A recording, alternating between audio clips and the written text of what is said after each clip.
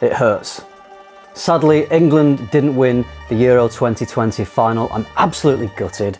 I had such high hopes. But at the end of the day, the best team won, and that was Italy. So in honour of the Euro 2020 winners, I've put together my top 8 Italian fragrance brands to feature in this video today. So sit back, relax, grab an espresso, and stay tuned.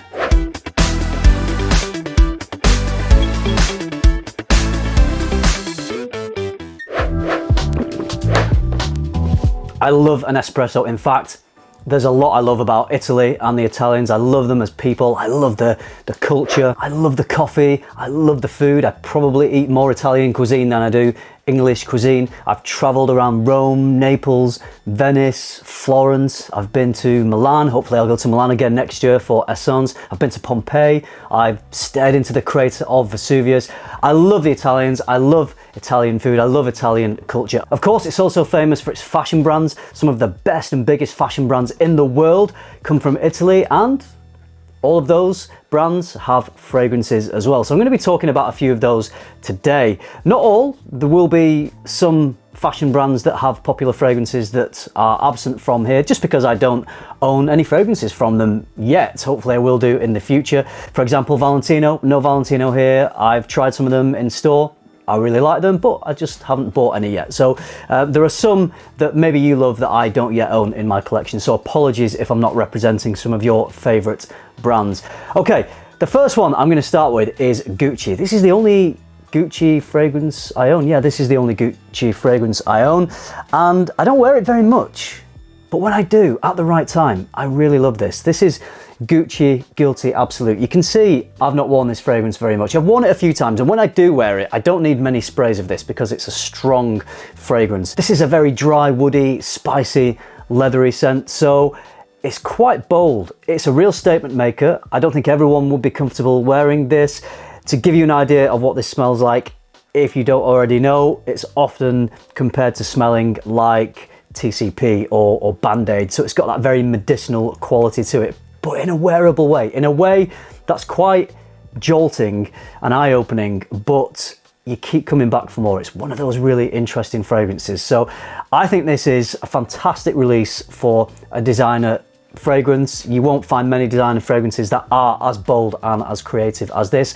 As I said, the times that I can wear this are quite minimal, and I don't reach for it that often because recently I don't feel like I've been in situations where it would be appropriate to reach for this fragrance. But Gucci Guilty Absolute is great, and I know there are many good ones from Gucci. So Gucci is my first Italian brand, and do try this one if you can get your hands on it.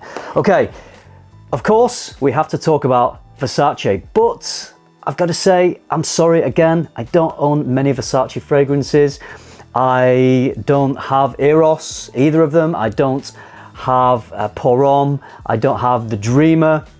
What I do have though is Man Eau Fraiche, and I just bought this because a couple of summers ago I really fancied just wearing this. There'd been some hype and I was in the mood for a very fresh, bright, invigorating citrus scent, and this is certainly that one. It's very cheap as well. I don't think I paid a lot of money. I think I paid maybe about £30 for this 100ml bottle. So you're going to get that. You're going to get something very fresh. It's citruses. It reminds me of maybe drinking a glass of orange juice overlooking the ocean. It's got a very bright, summery feel. The only thing for me is it doesn't last very long. I maybe get 2 to 3 hours.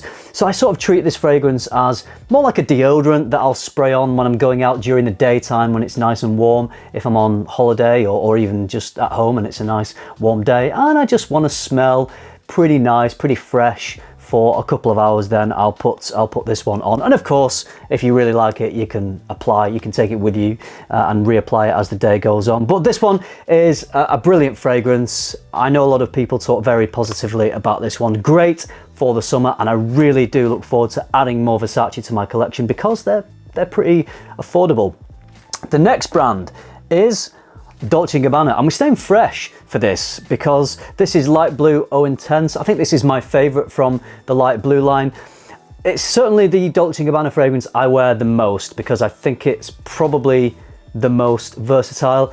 I'd say I like it equally to the One. I've got the One EDP, and that's a fantastic fragrance. Definitely one of my favorite designer fragrances. But out of those two fragrances, I just find myself wearing this one more. And I think that is because I own more rich, sweet fragrances that have a lot of depth. And I think the one is sort of overshadowed by some of those stronger, more complex, niche fragrances that have that sweetness and that depth. Whereas this one, I don't have as many Fraiches in my collection, and one of my favorite Fraiches is Light Blue or Intensa. So when it comes to warm weather, when it comes to the summer, I often just find myself reaching for this. This is sort of a summertime dumb reach for me. So because I wear it more, I would say perhaps I like it just a little bit more than the one, but I love them both. The one is a fantastic fragrance. The next designer brand, there are a couple of niche brands in this list as well, we'll get to those. The next designer brand is Prada, and I own, how many from Prada? Just two. So I own this one, which is Prada L'Homme and Prada L'Homme L'Eau. I could have picked either. I could have picked either of those fragrances. Prada L'Homme L'Eau is the bottle that looks like this, but it has the blue back to it rather than this black one. I picked this one because this is the original. This is a fragrance that is super versatile. It's got that sweet powdery iris that you also find in the Dior Homme line, so it's got that sort of metrosexual vibe to it. Not everyone's all about sweet, lipsticky like iris, but I absolutely love this. This is one of those really safe, versatile fragrances. You can just throw it on whenever you want, hot weather, cold weather, in the office. People say this is a great office scent because it is just so easy to wear and you're not going to offend anyone, but don't let that make you think it's boring. Whenever I hear someone say, oh, good office scent, I think, oh, that must be a bit boring, but it's absolutely not. It's a really lovely fragrance. It's a bit fresh, it's powdery, reasonable performance from this one as well. Great release. In fact, I think across the board, Prada have some good releases, and it is another brand that I do need to add a few more of. Prada L'Homme L'Eau, also great, a little bit fresher. So if you want something that has this sort of vibe, but perhaps works a little better in the warmer weather, then Prada L'Homme L'Eau. But representing Prada in this one is Prada L'Homme. Oh, I do need to try Intense as well. I hear that one's great, but I don't as yet own that one. We are gonna go to a niche brand next. It's Masque Milano. So they're a great brand, two guys based out of Milan, and they've produced a fantastic range of fragrances. They've given a lot of young and up-and-coming perfumers a chance to create fragrances, including, I think in 2013, Cécile Zarokian, who composed Tango, which is a very rich ambery fragrance. It's that style of fragrance that Cécile Zarokian does so well. The one I have here, the only one I own from the brand, is Times Square, which I really love. It's a sweet floral scent. I don't know if it's my favorite because there's so many good ones. As I said, Tango is fantastic. Hemingway is also great. Russian Tea is this minty tea-like fragrance, very crisp, refreshing, but also statement making. Superb brand. They're always releasing new ones, so I would definitely urge you to check them out. Maybe get a discovery set and see what you think of Masque Milano, but a great Italian brand run by two fantastic guys as well. Armani. We've got to talk about Armani. Maybe the most famous fashion house, would you say? I don't know. They're all pretty famous. Now, with Armani, there are so many to choose from because you've got Giorgio Armani and you've got Emporio Armani. So Giorgio Armani is the creator of the fashion house, and some fragrances are released under that name, but there's also a subdivision of Giorgio Armani called Emporio Armani, which is a slightly different range of clothes that I think targets slightly younger people, and it's a little more affordable than the Giorgio Armani line. So of course they're going to cash in on that and release fragrances from both sides of the fashion house. I've just decided to stick with Armani in general, so I'm not going one from Giorgio, one from Emporio. Of course, Emporio Armani has the Stronger With You line, which is very popular, really enjoy those, but not as much as I enjoy this one from Giorgio Armani, which is code Profumo. This was actually one of the first designer fragrances that I bought, and it's a sweet, slightly leathery fragrance. It's fun, it's mass appealing, it's attention grabbing. It's known as a fragrance that you can wear in the club if you want to get noticed, if you want to get compliments, because it's got that sweetness to it. It's a very sexy, lively fragrance. Absolutely superb. In fact, the whole code line is great. The original code, it's getting on now in age, but I think it's still fantastic, and I love Code Absolute. I love that almost as much as this, but I love this one a little bit more.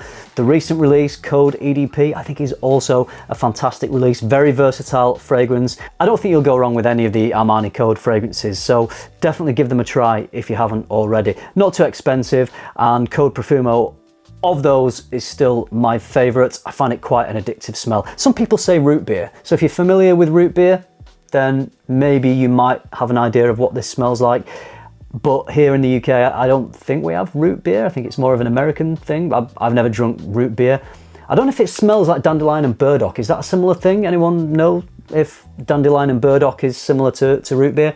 Because there is a bit of a dandelion and burdock vibe, I think, with this one. Anyway, stunning scent, one of my favourite designers. You know what, I'm gonna have all these lined up so you can actually see which ones I've talked about. I did that in a recent video and people seem to like that. So let's have them all lined up so you don't forget which ones I've mentioned. We've got two niche brands to finish with. This one it's one of my all-time favourite niche brands. It's Nasomatto. I love many of their fragrances. I don't think I've smelt one that I didn't like. Ionduro, Fantomas, Black Afghano, Baronda, one of the best boozy whiskey fragrances I've ever smelled, all fantastic. But the one that just edges it for me is Pardon. So this is a chocolatey, slightly oudy, patchouli fragrance. I don't think there's any real oud in here, but some people say that that they get a little bit of oud from this. Of course, the brand of Nasomatto don't ever release official notes, so any notes that you see displayed or listed anywhere for any Nasomatto fragrances are just guesses, just people sort of giving their educated guesses about what notes they think are in these. But it doesn't matter. It doesn't matter whether we know what's in it or not, because it's how it smells. And this is an amazing, stunning, statement-making fragrance that is also easy to wear. This is one of the fragrances I've had the most compliments. I know not everyone likes talking about compliments, but I don't get them that often, but I get them now and then. And this is the one that I've had a few compliments on. I remember at a Christmas party once with work, I was wearing this, and all through the night people were saying, oh, it just smells fantastic. So it doesn't smell like a designer. It doesn't smell like a fragrance people will have smelled before, because obviously it's not as popular as a lot of these big fashion house fragrances. But I love that. It's a unique fragrance. You're going to smell different, you're going to smell like an individual, you're going to stand out. It's sexy, it's sensual, it's rich, it's complex. Just a superb scent. If you haven't tried Nasomatto, please check them out. Try Pardon, because for me, so far, this is the best of the bunch. And we're going to finish with, I think, what is, to me, the most quintessential Italian fragrance brand. It's one of the first. It's a niche brand. This brand began in 1916, and when it was first released as a fragrance, it was very difficult to get hold of. I think you actually had to travel to Italy, so movie stars would own it because they'd have the money to travel to Italy and buy this fragrance. I am, of course, talking about Acqua di Parma. Now, the original Acqua di Parma fragrance is called Colonia. I love that. It is just that clean, refreshing, refined, sophisticated smell that I associate with Italy. I don't know why. I just think that this is what Italian men and women want to smell like. They want to stand out and they want to grab attention, but they want to smell clean as well. So Colonia is fantastic. You know, I love Colonia Essenza. That is a thicker, more full-bodied fragrance than Colonia, and it lasts longer. Great fragrance. I think that is one that I gravitate a little bit more towards during the summer, even though it's a fragrance you could easily wear all year round. But as my favorite, the one I'm going to pick is Colonia Intensa. I've got a really nice scent memory attached to this one, which may feed into why I enjoy this one so much. I was in Milan, so I was in Italy, which is a great place to have a scent memory about this fragrance, and we'd done the Essence exhibition a couple of years ago, and George and I, you know George, the fragrance apprentice, we were on our way home. The exhibition was over, and just so happened that we didn't realise this, we were booked onto the same flight. So we left Milan together, we got on the train together, we got to the airport, and all the way, George was wearing this, and I was in his sillage, I was in his scent bubble, and I remember in the queue, in the line going up to the desk at the airport, I said, what are you wearing? Because it smells fantastic. And Giorgio was just like, Colonia Intensa. So from that day, I thought I need a bottle of this at some point. So I did, I bought my own bottle of this. So this has that original fresh, citrusy Colonia DNA, very clean smelling. But this, I prefer to the original Colonia a little bit because there's a bit more to it. There's a little bit more complexity. It's got more depth. I think there's a bit of incense in here. I think there's some resins. It just has a little bit more to it. And because of those additional notes, it modernizes that Colonia DNA, but it also makes it last longer as well, so I get better performance. The original is amazing, but it's quite light and fleeting. It's got that sort of light cologne characteristic, but this one, as the name would suggest, is a bit more intense, so it lasts a little bit longer. You do get that classic Colonia DNA, but it modernizes it with some extra materials in there.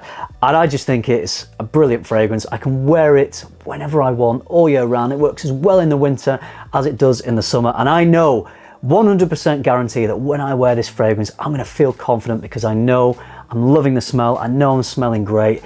It's one of those fragrances that can't offend anyone. It's not boring and safe, but it can't offend anyone because it's fresh, it's clean, it's crisp. I find it to be quite gentlemanly, but I think it is a unisex fragrance. So there we go, Acqua di Parma, my #1 Italian house, and the fragrance I am picking from that house is Colonia Intensa. So let me know what you think of these fragrances, and I know we're all probably, if we're English, feeling pretty bad about the football at the moment. It is just a game, but it's not, is it? It's more than that, you know? We were invested emotionally into those boys, bringing it home, and it's just not come home in my lifetime. I hope it does. Who knows? We've got the World Cup next year. But for now, congratulations to Italy. You played well. You were the best team. And thank you for all these wonderful fragrances, Italy.